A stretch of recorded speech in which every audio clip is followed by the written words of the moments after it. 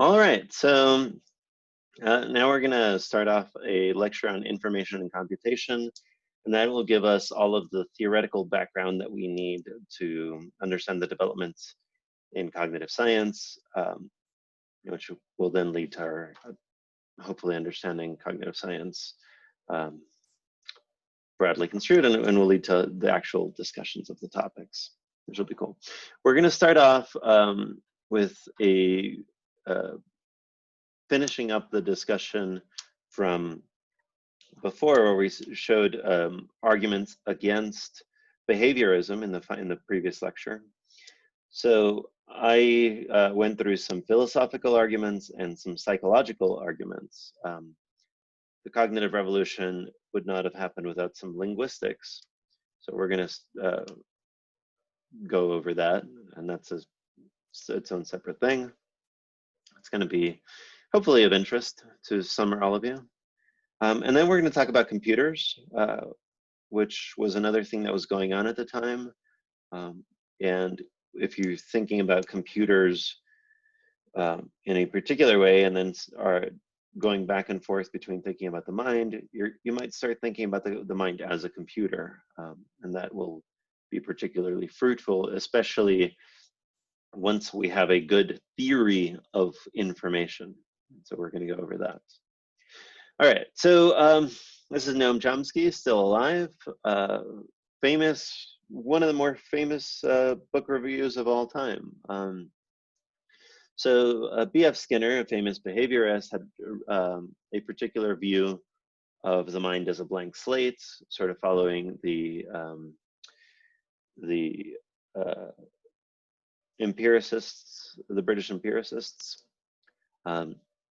He thought that with enough stimulus, you could get a response, enough reinforcement, you could get habits, and that would yield a certain understanding.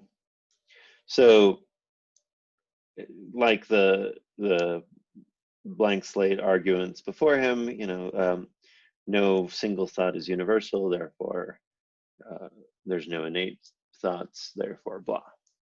So Chomsky is a linguist, and early on in his career, when he's just like 29 years old, he reviews a book by B.F. Skinner, where B.F. Skinner's tackling what a lot of people viewed as the hardest problem for behaviorism, namely understanding how we can communicate with language, and how it can seem like we have an internal life.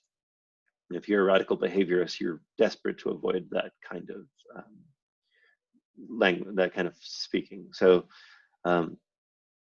Chomsky has an understanding of language that's a lot more algorithmic and structural, and he points out that we have a capability of generating grammatical sentences after just a few years of learning. So a sentence like "he is waiting for the bus," we can create quite easily. We understand how that works.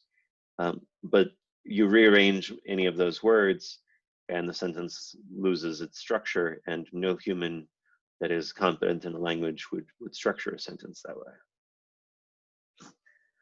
So in the behaviorist model of the world, you have a stimulus, and it could be immediately in front of you.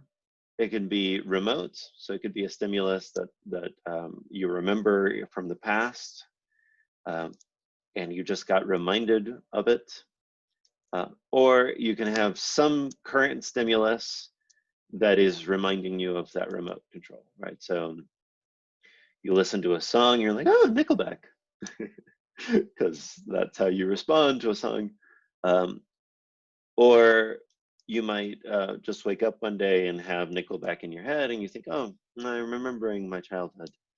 I'm imagining all of you listened extensively to Nickelback as children. Or you might hear a song in the radio and think, I am currently listening to the song, appreciating it at the moment, but also it reminds me of my past. One thing that Chomsky points out is Skinner is leaving conceptual room for all three of these possibilities, but as a matter of fact, you can't tell the difference until you see the behavior for Skinner. So the exact same experience could be a stimulus. It could be stimulus with remote control, or the creature could just be remembering a previous time and completely ignoring what's going on in front of them. So there's I don't know if it quite counts as a circularity here, but the behaviorist worldview requires, is a theoretical worldview. It's actually not practically useful in some cases. What counts as a single response is going to depend on what you're analyzing and how. And if you take this line of theory of reasoning quite seriously, then you are making up what you expect to see. So you show a rat a stimulus and it doesn't behave the way you expected it to, that doesn't count as a falsification for you. Instead, you think, oh, I've forgotten, or I didn't consider that this rat might have had an earlier exposure that made it respond this particular way. Even if you can never find that exposure, you will be convinced of the truth of your claim. Right? So, as if we needed more arguments against behaviorism, linguistics has a pretty knockdown argument, at least to how behaviorists think about language. But Noam Chomsky, he goes further, I think.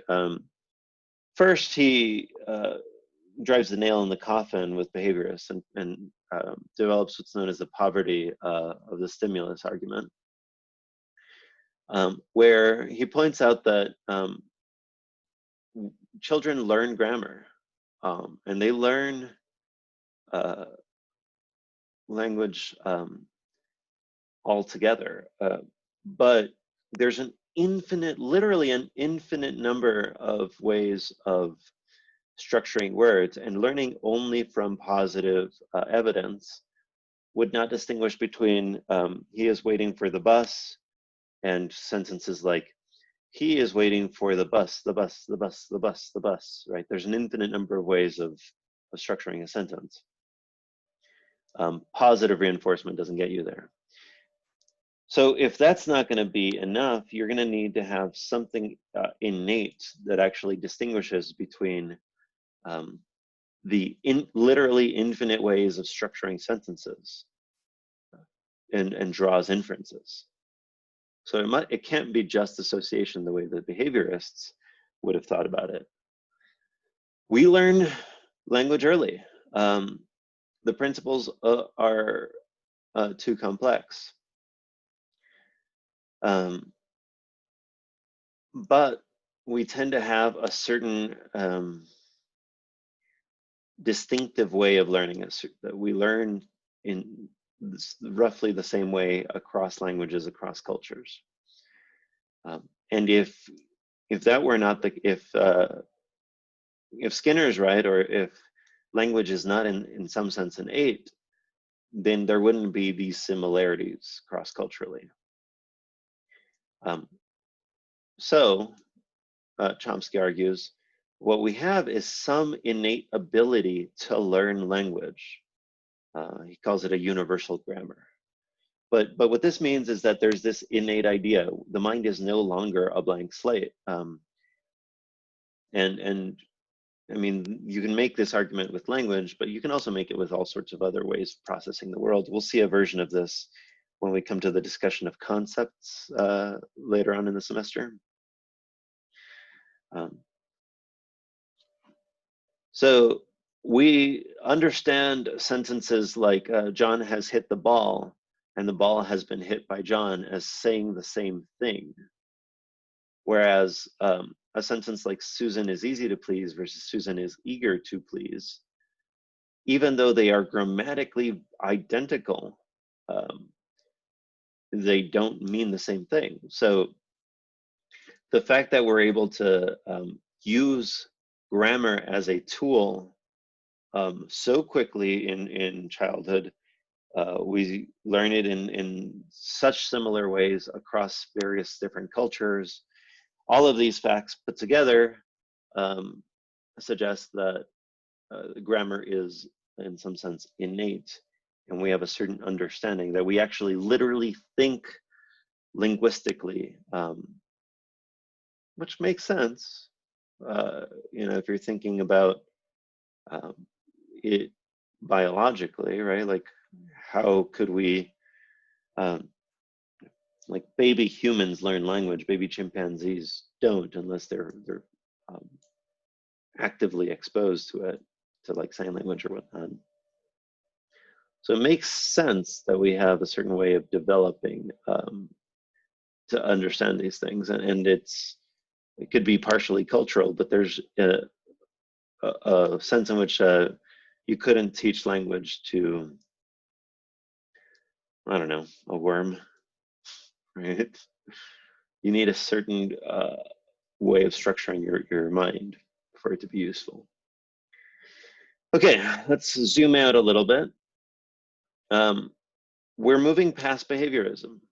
And so if we're moving past behaviorism and want to bring back a scientific study of the mind, we're not going to go back to mentalism. We're not going to go back to phrenology or other approaches.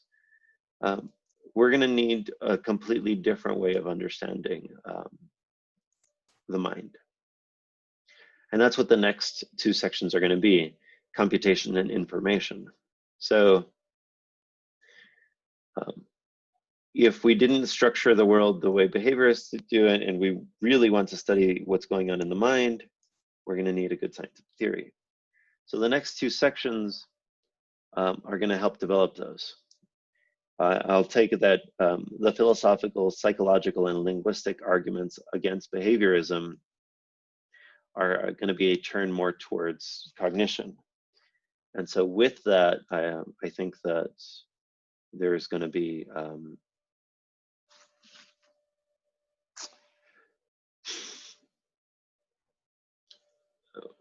with that turn, there's an opening for cognitive science. So the next two things are developing theories of computation and information, which will be next.